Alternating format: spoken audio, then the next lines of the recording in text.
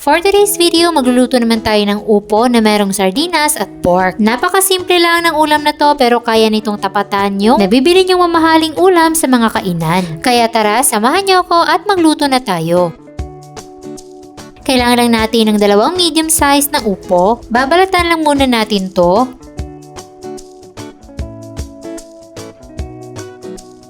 Tapos ay slice na natin.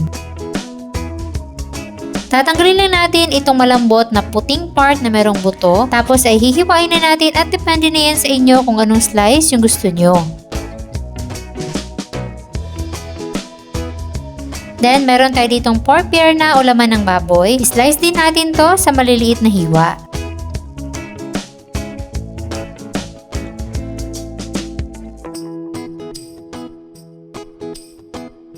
Then maglalagay tayo ng konting mantika sa kawali dahil puro laman itong ating pork at igigisa natin to hanggang sa mag-lightly brown.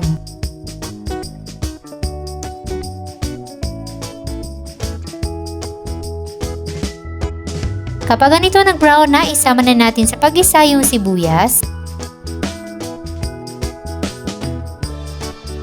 Sunod naman yung bawang.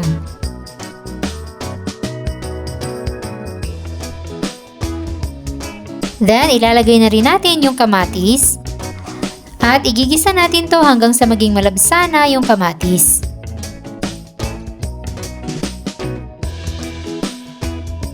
Tapos, maglalagay na tayo ng tubig at palalambutin muna natin yung pork.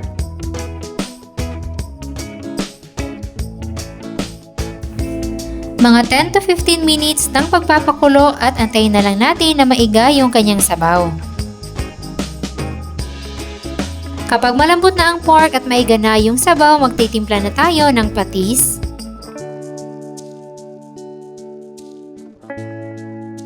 At pwede na nating ihalo yung upo. Then, igisa natin itong mabuti.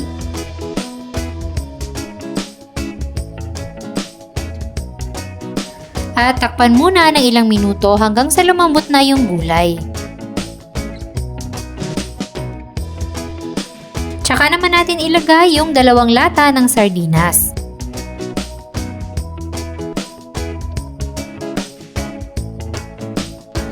Durug-durugin din natin yung sardinas para mas masarap yung ating ginisa.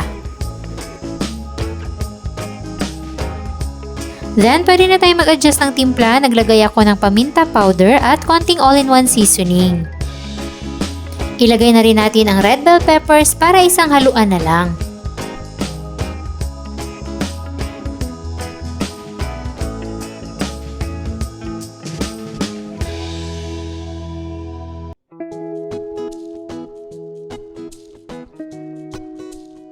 At ayan, ready na ang ating napakasarap na ginisang upo na merong sardinas at pork.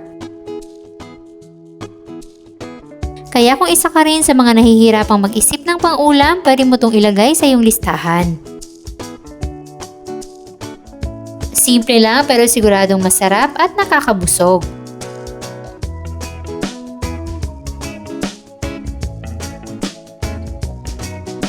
Ilalagay ko na rin dyan sa baba ang kompletong listahan ng ating mga sangkap. Enjoy!